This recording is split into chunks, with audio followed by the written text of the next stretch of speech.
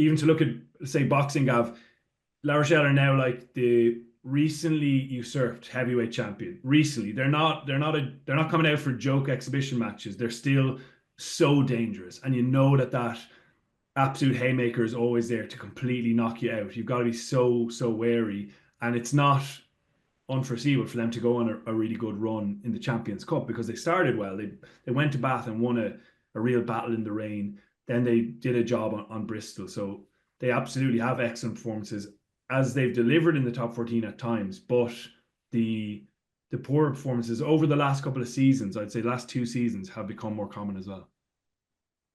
Yeah, like to continue the boxing analogy, I would see them as more of an Anthony Joshua though, more than like a Tyson Fury in terms of having been Mm. usurped semi recently, but looking as though they may be past it.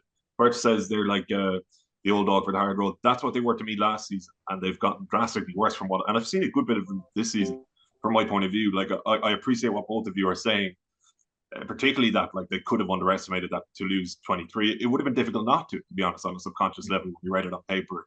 And of course, they're going to front up against Leinster. But like, I actually personally, Bert, don't see this as being the same challenge for Leinster, even as it was 13 months ago. Like, I think this is a worse La Rochelle team. I wouldn't be concerned for them in the medium term at all because of the influx of talent they'll have in the shape of like Garrick and in Australia in particular. But like, I'm not sure. We could be. I have a feeling we could be guilty at the end of this weekend of bigging up this fixture when actually La Rochelle are just not at the races or not the team they were at all.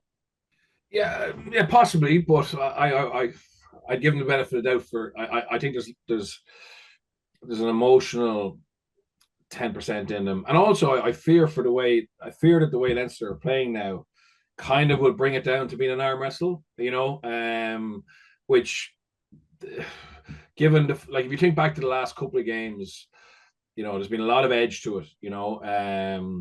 Both breakdowns have been incredibly physical.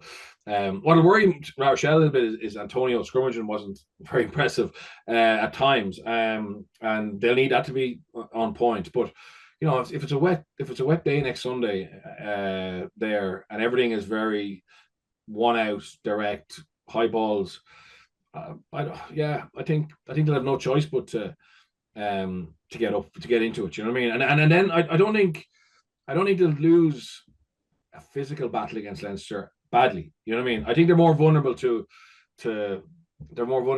lose on a hard track. You know what I mean? And high tempo and multi-scale. I think if once it becomes about power and collisions, and they've got an edge to them, which I think this week they'll build up perfectly for this, because I mean, of the history between two teams, the fact that they'll say they were shit against Toulouse. Like, they were really poor. So I just think it's set up lovely for Sunday. And look, at maybe this team's best days are behind them, but I wouldn't write them off. I wouldn't. I think I'd rather Sunday evening we'll know where they're at. I think even though that there's more to come than Sunday, but I think if they're not up for this one and they're not able to put a plan together, I think O'Gara as well. I think he's the most tactically flexible coach maybe in this competition. I think a lot of teams just go and do what they do, whereas I think he will, and he has done in the past, and it's worked, and he's done in the past and it hasn't worked. But I think he will analyze Leinster in a way that other people maybe haven't, and try and adapt his own game slightly. And his team are used to that, and they get confidence from our own O'Gara game plan, and they'll go and try and apply it. So I'm fascinated to see what he wants to do against Leinster, because I said, I've said this before, but I'm critical of teams who just go and do what they do against them, who don't have who underestimate how hard it is to beat them. Well, let me ask you, Birch, what would you anticipate that he might do, or what would be the tweaks that you would make as a coach if you were prepared? Well, one of the things is that I definitely wouldn't. I certainly wouldn't be looking to give Leinster energy by letting Ringrose catch it behind the gain line. I would be unbelievably disciplined in terms of when to go out the back. And I would play front door. I would actually target him very much around the first and second defender. Like, I would be that narrow, and it's not going to be pleasing on the eye, and there's going to be no line breaks there, or very rare. It's highly likely to do any line breaks, but it'll just be a couple of inches win the ball, a couple of inches win the ball, and hope that Leinster infringe at the breakdown. Get Leinster giving away 16, 17 penalties, and then see if you can turn them into points. you know. So Leinster conceding on average 12 points per game.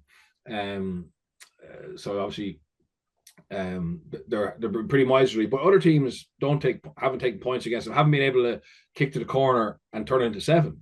You know, like La Rochelle would only really need to kick. I think La Rochelle, Leinster's attack isn't firing, even though they're on average 31 points per game. But I think against La Rochelle can keep them under 20, and then you just need to score one try and kick some penalties, and you're right in the game. That's how. And maybe Leinster will bring a brilliant attacking performance and score 30 against La Rochelle. I don't think it's going to be that easy, you know. So I would say La Rochelle, good kicking game, try and play in the right areas of the field. This also is very easy, but when you carry narrow, and when penalties are on offer, either take the points, or if you do go to the corner, make sure you don't let them off the hook. Like we saw, Munster had five red zone opportunities against Leinster, and converted one of them, you know, the Thomas Ahern try. So they are giving up those. They're giving up those opportunities. So that'll always give you a chance, you know, if you have a good goal kicker and a pack who can convert the odd one.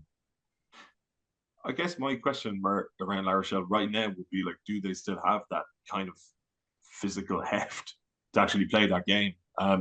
Because even against a Toulouse team who are as young as we've said, it's not like they really like dominated the collision or like looked especially powerful. And I know some of that may be predicated upon the fact that they took their eye off the ball a little bit just with the lineups. But like, that's where I feel as though La Rochelle don't look the same to me. It's like they were once a scary prospect, just for how fucking vicious they were. And I don't see that at the moment. I see that in Leinster actually more so than I see in La Rochelle, which is a massive flip of the narrative. Yeah, I agree with you. And one of the early stages of that was this pool game last December 2023, when the conditions are probably going to be similar this weekend. It's not a great forecast.